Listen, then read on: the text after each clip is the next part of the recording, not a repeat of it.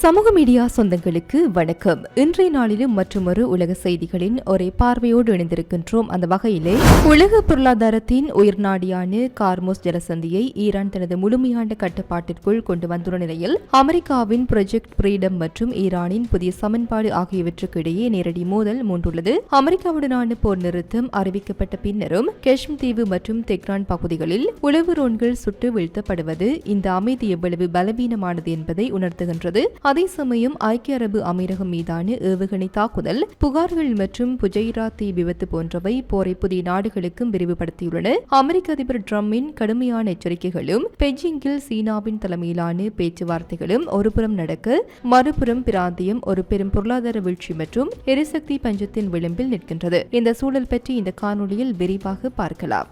வாடிக்கையாளர்கள் நேரம் பார்க்க மாட்டார்கள், எப்பொழுதும் இணைப்பில் இருங்கள். Fourth Monkey Connect. இன்றே உங்கள் வியாபாரத்தை பதிவு செய்யுங்கள். இப்போதே வாட்ஸ்அப் செய்யுங்கள். மத்திய கிழக்கில் போர்முகங்கள் சூழ்ந்துள்ள நிலையில் ஹார்முஸ் ஜலசந்தியை மையமாக வைத்து நடக்கும் மோதல்கள் உலகளாவிய பதற்றத்தை உச்சக்கட்டத்திற்கு கொண்டு சென்றுள்ளன. அந்த அடிப்படையில் இந்த வாரத்தின் மிக முக்கியமான நகர்வுகளாக ஈரானிய சபாநாயகர் முகமது பாகர் காலிபாப் எச்சரித்துள்ளது போல அமைதி பெற்ற கப்பல்கள் மட்டுமே செல்ல முடியும் என்ற ஈரானின் புதிய விதிமுறை அமெரிக்காவின் கடல்சார் ஆதிக்கத்திற்கு விடப்பட்ட சவாலாக மாறியுள்ளது. அமெரிக்க வெளியுறவுத்துறை செயலாளர் மார்க்கோ ரூபியோ தெரிவித்துள்ளபடி இந்த மோதலில் 10 அப்பாவி மாலுமிகள் உயிரிழந்திருப்பது போரின் கோர முகத்தை காட்டுகின்றது. ஹார்முஸ் ஜலசந்தியை மீண்டும் திறக்க அமெரிக்கா ப்ராஜெக்ட் ஃப்ரீடம் என்ற பெயரில் தனது கடற்படை பலத்தை பிரயோகித்து வருகிறது. அமெரிக்க ஏவுகணை தகர்ப்பு கப்பலின் பாதுகாப்போடு CS ஆனந்தம் மற்றும் அலையன்ஸ் பேர்பாக்ஸ் போன்ற வர்த்தக கப்பல்கள் வெளியேற்றப்பட்டுள்ளன.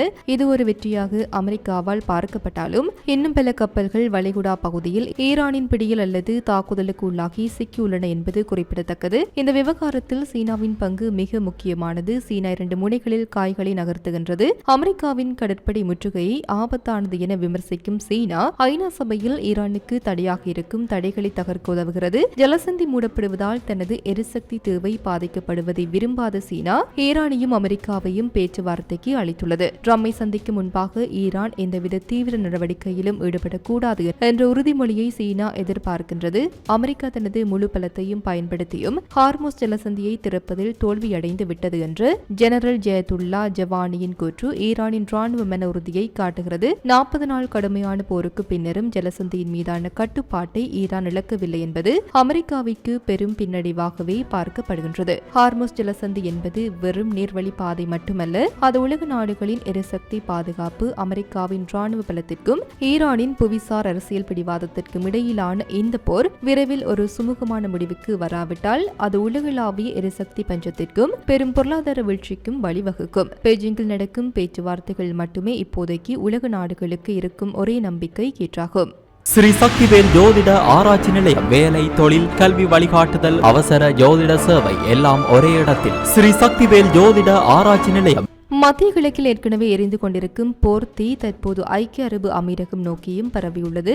ஈரானின் நேரடி எச்சரிக்கைகள் மற்றும் அமீரகத்தின் வான் பாதுகாப்பு நடவடிக்கைகள் பிராந்தியத்தை ஒரு பெரும் போரின் விளிம்பிற்கு தள்ளியுள்ளன. ஐக்கிய அரபு அமீரகத்தின் வான் எல்லைக்குள் ஈரானிய ஏவுகணைகள் மற்றும் ஆளில்லா விமானங்கள் ஊடுருவியதாகவும் அவற்றை முறியடித்ததாகவும் அமீரக பாதுகாப்பு அமைச்சகம் தெரிவித்துள்ளது. இந்த தாக்குதலை திட்டவட்டமாக மறுத்துள்ள ஈரான் தான் மேற்கொண்டது அமெரிக்க சொத்துக்களுக்கு எதிரான பாதுகாப்பு நடவடிக்கை மட்டுமே என்றும் அமீரகத்தின் மீதான குற்றச்சாட்டுகள் கோழைத்தனமான ஊடக பிரச்சாரம் என்றும் சாடியுள்ளது. இஸ்ரேலிய பிரதமர் நெதன்யாகு உள்ளிட்ட பிராந்திய தலைவர்கள் அமீரக ஜனாதிபதியை தொடர்பு கொண்டு தங்களது ஆதரவை தெரிவித்துள்ளனர். இது ஈரானுக்கு எதிராக ஒரு புதிய கூட்டணி உருவாவதை காட்டுகிறது. ஈரானின் மிக உயர்ந்த ராணுவ கட்டளை மையமான கதம் அல் அன்பியா விடுத்துள்ள எச்சரிக்கை மிக முக்கியமானது. அமீரகம் தற்போது அமெரிக்கா மற்றும் இஸ்ரேலிய படைகளின் முக்கிய தளமாகவும் இடைத்தங்கலிடமாகவும் மாறியுள்ளதாக ஈரான் குற்றம் சாட்டுகிறது. அமீரக மண்ணிலிருந்து ஈரானிய தீவுகள் அல்லது துறைமுகங்கள் மீது ஏதேனும் தாக்குதல் நடத்தப்பட்டால் அதன் விளைவு நொறுக்கும் மற்றும் வருந்தத்தக்க வகையில் இருக்கும் என ஈரான் பகிரங்கமாக எச்சரித்துள்ளது.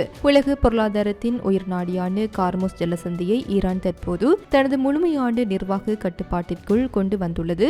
ஜலசந்தியை கிடக்கும் அனைத்து கப்பல்களும் info@pgsa.ir என்ற அதிகாரப்பூர்வ முகவரியிலிருந்து வரும் விதிகளை பின்பற்ற வேண்டும் மற்றும் முறையான அனுமதி பெற வேண்டும். ஈரானின் இந்த கட்டுப்பாட்டை உடைக்க அமெரிக்க அமெரிக்கா எடுத்த முயற்சிகள் தோல்வி அடைந்துள்ள நிலையில் அமெரிக்க போர்க்கப்பல்களை ஜலசந்தியை நெருங்க வேண்டாம் என ஈரான் மீண்டும் எச்சரித்துள்ளது. திங்களன்று ஐக்கிய அரபு அமீரகத்தின் புஜைரா துறைமுகத்தில் ஏற்பட்ட பெரும் தீ விபத்து மோதலை அடுத்த கட்டத்திற்கு நகர்த்தியுள்ளது. ஆளில்லா விமான தாக்குதலை இதற்கு காரணம் என அமீரகம் கூறுகின்றது. தங்களுக்கு இதில் தொடர்பில்லை என கூறியுள்ள ஈரான், அமெரிக்க ராணுவம் சட்டவிரோதமாக கப்பல்களை செலுத்த முயன்றதன் விளைவாகவே விபத்து நேரிட்டதாக தெரிவித்துள்ளது. ஈரான் இதுவரை கடைபிடித்து வந்த வியூக ரீதியான நிதானம் தற்போது முடிவுக்கு வருவதை போன்ற அறிகுறிகளை தென்படுகின்றன.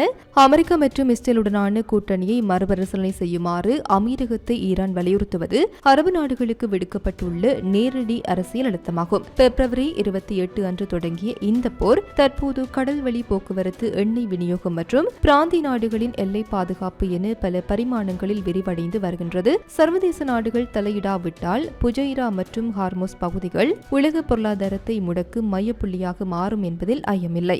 மறுமுனையில் அமெரிக்காவுடனான போர் நிறுத்தம் அறிவிக்கப்பட்ட பின்னரும் ஈரானின் முக்கியத்துவம் வாய்ந்த பகுதிகளில் வான் பாதுகாப்பு அமைப்புகள் தொடர்ந்து செயல்பட்டு வருவது பிராந்தியத்தில் நிலவும் நிலையற்ற அமைதி சூழலை வெளிச்சம் போட்டு காட்டுகிறது. ஹார்முஸ் ஜலசந்தியில் அமைந்துள்ள ஈரானின் கேந்திர முக்கியத்துவம் வாய்ந்த கெஷ்ம் தீவில் செவ்வாயன்று பெரும் வெடிச்சத்தம் கேட்டதாக தகவல்கள் வெளியாகின. இதுகுறித்து விளக்கமளித்த ஹோர்மோஸ்கான் மாகாண அதிகாரிகள் மற்றும் ஈரானிய மாணவர் செய்தி வலையமைப்பு இவை வெடிப்புகள் அல்ல என்று தெரிவித்துள்ளனர். ஈரானிய வானெல்லைக்குள் அத்துமீறி நுழைந்து சிறிய ரக உளவு ட்ரோன்களை வான் பாதுகாப்பு அமைப்புகள் இடைமறித்து தாக்கியதால் ஏற்பட்ட ஒளியே அது என உறுதிப்படுத்தப்பட்டுள்ளது. இச்சம்பவத்தில் தீவில் எந்த சேதமும் ஏற்படவில்லை என அதிகாரிகள் மறுத்துள்ளனர். அமெரிக்கா மற்றும் இஸ்ரேலுடனான போர் நிறுத்தம் நடைமுறையில் இருப்பதாக கூறப்பட்டாலும் ஈரானின் வான்பரப்பில் ஆளில்லா விமானங்கள் ஊடுருவது தொடர்கதையாகி வருகின்றது. தெஹ்ரான் உள்ளிட்ட முக்கிய நகரங்களில் கடந்த சில வாரங்களாகவே ஈரானிய வான் பாதுகாப்பு படைகள் இத்தகைய ரோன்களை தொடர்ந்து சுட்டு வீழ்த்தி வருகின்றன.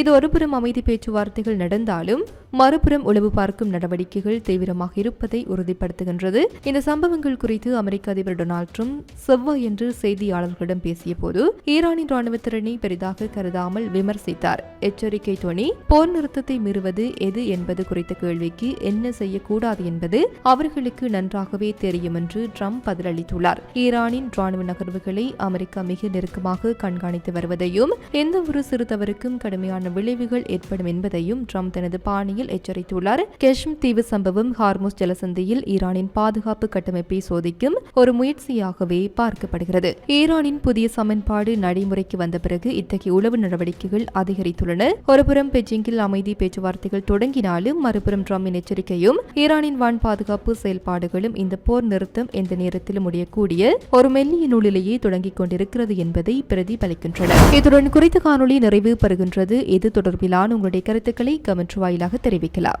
இது போன்ற பல செய்திகளை தெரிந்து கொள்ள நம்முடைய சமூக மீடியா யூடியூப் சேனலை சப்ஸ்கிரைப் செய்து அருகில் உள்ள பெல் பட்டனை கிளிக் செய்யுங்கள். மேலும் செய்திகளை உடனுக்குடன் தெரிந்து கொள்ள சமூகமீடியா.com என்ற இணையதளத்தின் வாயிலாக எங்களுடன் இணைந்திருங்கள்.